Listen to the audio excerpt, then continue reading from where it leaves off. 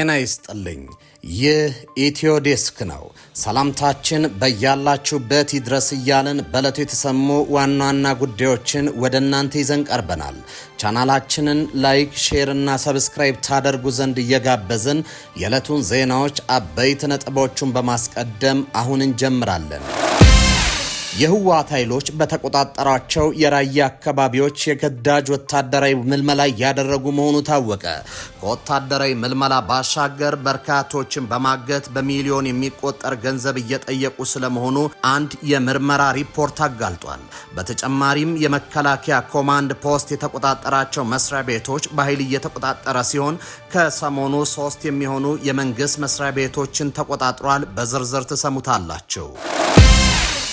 ትግላችን ቀጥሏል፣ አሸናፊም ሆነናል ሲሉ ኮሎኔል ደመቀ ዘውዱ ተናገሩ። ድፍን የወልቃይት ህዝብ እንደ እስራኤል አስታጥቋለሁ በሚለው ንግግራቸው የሚታወቁ ኮሎኔሉ ለወልቃይት ህዝብ ክተት መሳይ አዲስ ጥሪ አሰምቷል። አቶ ሻተ ደምለው በበኩላቸው ህወሓት ዳግም ተከዜን እንዳይሻገር አድርገኗል ሲሉ ተደምጧል። ትሰሙታላቸው። ህወሓት ግዙፍ ስብሰባ ጠራ። የሰሜኑ ጦርነት ከመቀስቀሱ በፊት በትግራይ ከተሞች ትልልቅ ኮንፈረንሶችና ስብሰባዎችን ሲያደርግ የነበረ ህወሓት አሁንም ከቀድመ 2012 በፊት እንደነበረ ሁሉ ትልልቅ ኮንፈረንሶችን እያዘጋጀ ነው። በቀጣይ ሳምንታት የትግራይ ምሁራን፣ ጀነራሎችና ባለስልጣናት የሚሳተፉበት ወሳኝ ኮንፈረንስ ተጠርቷል። በሌላ በኩል በክልሉ የጥሬ ብር እጥረት በከፍተኛ ሁኔታ መከሰቱ ተነግሯል። ታዳምጡታላችሁ። ጠቅላይ ሚኒስትሩ ይቅርታ ጠይቀዋል። ጠቅላይ ሚኒስትሩ ይቅርታ የጠየቁት በሙስና ወንጀል መከሰሳቸውን ተከትሎ ነው። የተወደዳችሁና የተከበራችሁ የቻናላችን ቤተሰቦች አሁን በዝርዝርና በትንታኔ ወደምንመለከታቸው ጉዳዮች ተሻገርኩኝ። ህወሓት ግዙፍ ስብሰባ ጠራ። የሰሜኑ ጦርነት ከመቀስቀሱ በፊት በትግራይ ከተሞች ትልልቅ ኮንፈረንሶችንና ስብሰባዎችን ሲያደርግ የነበረው ህወሓት አሁንም ከቀድመ 2012 በፊት እንደነበረ ሁሉ ትልልቅ ኮንፈረንሶችን እያዘጋጀ ነው። በቀጣይ ሳምንታት የትግራይ ምሁራን፣ ጀነራሎችና ባለስልጣናት የሚሳተፉበት ወሳኝ ኮንፈረንስ ተጠርቷል። በሌላ በኩል በክልሉ የጥሬ ብር እጥረት በከፍተኛ ሁኔታ መከሰቱን የተነገረው ህወሓት ያደረጋቸው እንቅስቃሴዎች ሁሉ የሰሜኑ ጦርነት ከመጀመሩ በፊት ያደረጋቸው ከነበሩ ድርጊቶች ጋር የሚመሳሰል ነው ተብሏል። በዚህ የእብደት ዓመታት ማዕከላዊ መንግስቱን በመዝለፍ የጦር ሰራዊት በማስመረቅ ይፎክር ነበረ። ትልልቅ ስብሰባዎችን በመጥራት እንዴት 4 ኪሎን እንቆጣጠር የሚል ምክክር የሚያደርግ ነበር። ከቅርብ ጊዜ ወዲህ ደግሞ እንዲህ አይነቱ እንቅስቃሴ በስፋት እያደረገ ነው። ከሰሞኑ ጠራሁት የሚለው ትልቅ ኮንፈረንስም እዚህ ጋር የሚጠቀስ ሆኗል። ከክልሉ የወጡ መረጃዎች እንደሚጠቁሙት ትግራይ ወደ ቀደመ ገናናነቷ በሚል መሪ ቃል ክልላዊ ኮንፈረንስ ሊደረግ ነው። በትግራይ ክልል ውስጥ ያለውን የፖለቲካ ልዩነት በውይይትና በድርድር ለመፍታት በጊዜ አስተዳደሩ በተሰጠው አቅጣጫ መሰረት ክልላዊ ኮንፈረንስ ይካሄዳል። በቅርቡ በሚከናወነው በዚህ ኮንፈረንስ ላይ 2300 ያህል ተሳታፊዎች እንደሚገኙም ተገልጿል። የፖለቲካ ፓርቲዎች፣ ሲቪክ ማህበራትና ሌሎች ባለድርሻ አካላት በዚህ ኮንፈረንስ ላይ ተሳታፊ እንዲሆኑ የሚደረግ ሲሆን በህዳር ወር መጨረሻ ላይ ለ3 ቀናት እንደሚከናወንም ተሰምቷል። በክልሉ በእንዲህ መልኩ የጦር ደመና ዣንቧል። ህዝቡ አዲስ ግጭት ሊቀሰቀስ ይችላል በሚል ፍርሃት ቆፈን ውስጥ ታስሯል። በክልሉ ያጠላውን የጦርነት ደመና የሚያሳየው ደግሞ በትግራይ ከተሞች የጥሬ ብር እጥረት በከፍተኛ ሁኔታ መከሰቱ ነው። የጥሬ ገንዘብ እጥረቱ በተለይም በኢትዮ ኤርትራ ድንበር አቅራቢያ በሚገኙ ከተሞች ላይ ከጊዜ ወደ ጊዜ እየተባባሰ ነው ተብሏል። እንደ አዲግራት፣ አክሱም፣ አድዋና ሽሬ ባሉ ከተሞች ባንኮች ለደንበኞቻቸው የሚሰጡት ጥሬ ገንዘብ ውስን መሆኑንና ተጠቃሚዎች በሚፈልጉት መጠን እንዲሁም በአሻቸው ጊዜ ገንዘባቸውን ከባንክ ውጪ ማድረግ እንደማይችሉ ነዋሪዎች ገልጸዋል። አንድ የትግራይ ከተማ ነዋሪ ለሆርን ፍሪኩዌንሲ እንደተናገሩት ከኢትዮጵያ ንግድ ባንክ የጥሬ ገንዘብ ወጪ ጠይቀው የለም እንደተባሉና ይህም ደግሞ በእርሳቸው ብቻ ሳይሆን በርካታ የባንክ ተጠቃሚዎች የሚያጋጥማቸው ምላሽ መሆኑን ጨምረው ገልጸዋል። ከኢትዮ ኤርትራ በቅርብ ርቀት በምትገኘው አዲግራት ከተማ ገንዘብ እጥረት የተከሰተው ከሁለት ሳምንት ገደማ ወዲህ መሆኑም ተጠቁሟል። በዚህ ከተማ በአንድ ጊዜ 3000 ብር ያህል ማውጣት እንኳን እንደማይቻል ለማወቅም ተችሏል። የጥሬ ገንዘብ እጥረቱ የክልሉን ዋና ከተማ መቀሌ ጭምር የሚስተዋል ቢሆንም በኢትዮ ኤርትራ ድንበር አቅራቢያ ከተሞች ላይ የባሰ ነው ተብሏል። የጥሬ ገንዘብ እጥረቱ ምክንያት ከዳግም ጦርነት መቀስቀስ ስጋትና የኢትዮ ኤርትራ ድንበር የኮንትሮባንድ ንግድ መስፋፋት መሆኑም ተጠቁሟል።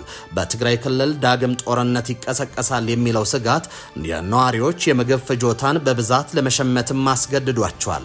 የክልሉ ነዋሪነት የፍጆታ ሸመታ ፍላጎት ከፍ ማለትና ጥሬ ገንዘብን በመያዝ እንቅስቃሴ በስፋት እየታየ ነው ተብሏል። ጦርነት ይቀሰቀሳል የሚለው ስጋት የኑሮ ውድነት ማባባሱ የክልሉ ጊዜ አስተዳደር ባሰራጨው መረጃ አረጋግጧል። ለጥሬ ገንዘብ እጥረት ምክንያት የሆነው የኢትዮ ኤርትራ ድንበር ኮንትሮባንድ ንግድ ማጧጧፉንም ምንጮች ገልጿል።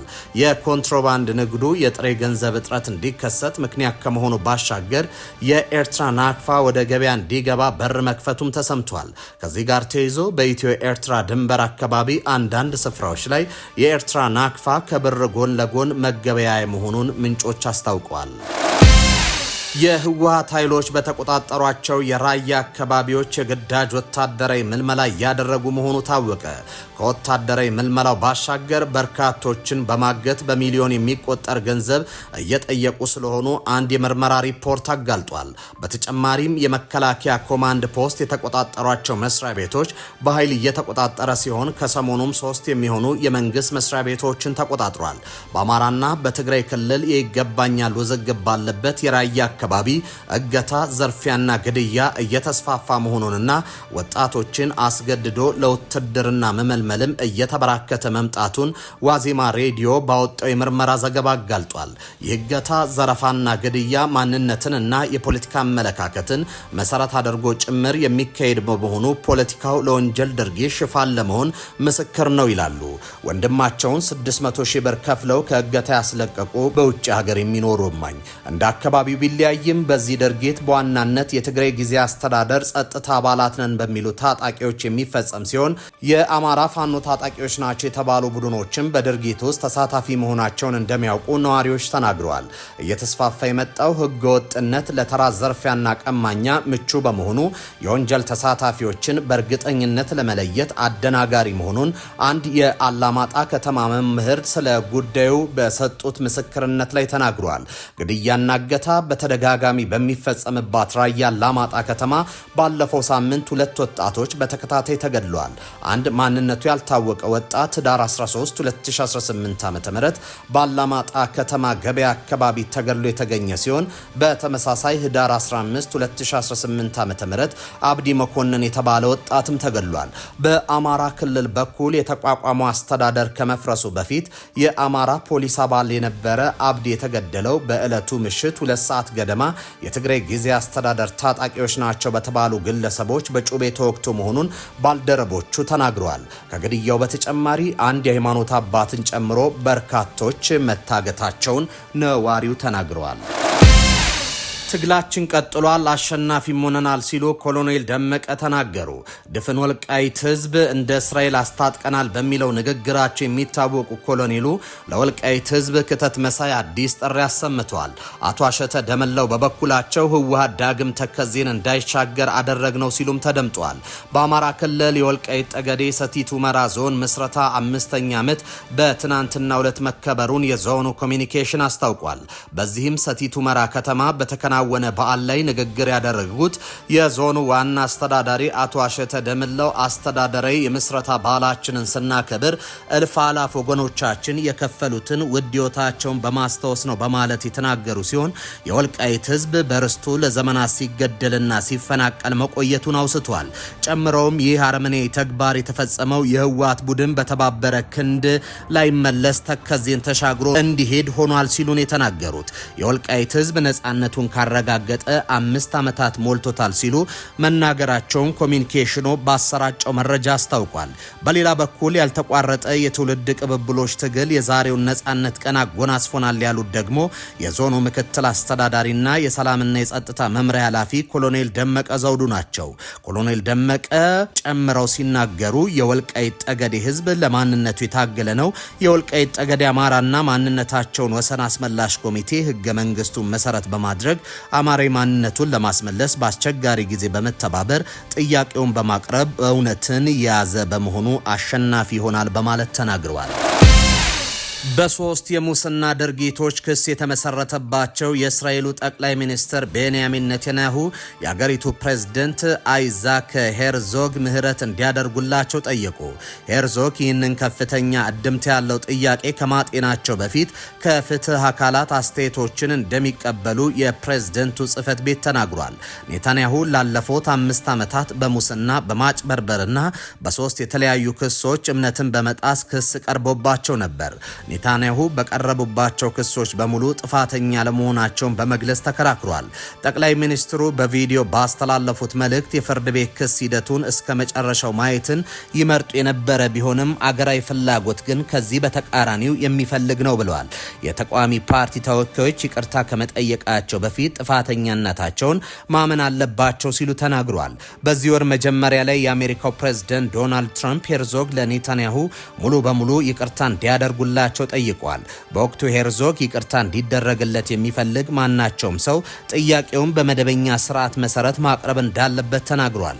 እሁድ ዕለት የጠቅላይ ሚኒስትሩ ጽህፈት ቤት ኔታንያሁ የዚህን ያልተለመደ ጥያቄ አስፈላጊነትና እድምታ ግምት ውስጥ በማስገባት በማለት ለፕሬዝደንቱ የጻፉት የይቅርታ ደብዳቤን ይፋ አድርጓል። ፕሬዝደንቱ መቼ ውሳኔ ላይ እንደሚደርሱ የሚጠቁም ነገር የለም። እንደ አውሮፓውያን አቆጣጠር በ2020 ቤንያሚን ኔታንያሁ ለመጀመሪያ ጊዜ ችሎት ፊት የቀረቡት የእስራኤሉ ጠቅላይ ሚኒስትር ሆነዋል። ጠቅላይ ሚኒስትሩ ላይ የቀረበው የመጀመሪያው የክስ መዝገብ ውለታ እንዲዋልላቸው ከሚፈልጉ ከፍተኛ ባለሀብቶች ስጦታዎችን በዋናነት ሲጋራና ሻምፓኝ መቀበላቸውም ተጠቅሷል። በሁለተኛ ክስ ደግሞ የአንድ እስራኤል ጋዜጣን ስርጭት ለማሻሻል በምላሹ አዎንታዊ ሽፋን ለማግኘት ቃል ገብቷል የሚል ክስ ቀርቦባቸዋል።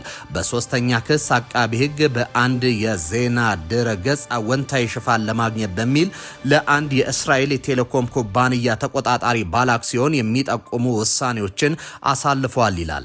ኔታንያሁ ሁሉንም ክሶች ጥፋተኛ አይደለውም በማለት የተከራከሩ ሲሆን ችሎቱ የፖለቲካ ተቃዋሚዎቻቸው የሌለን ነገር ለመፈለግ የመሰረቱ ሲሉ ፈርጀዋል። የተወደዳችሁ ተመልካቾቻችን ለሰዓቱ የነበሩን ዜናዎች እኚህ ነበሩ። በያላችሁበት ሰናይ ጊዜ ይሁንላችሁ።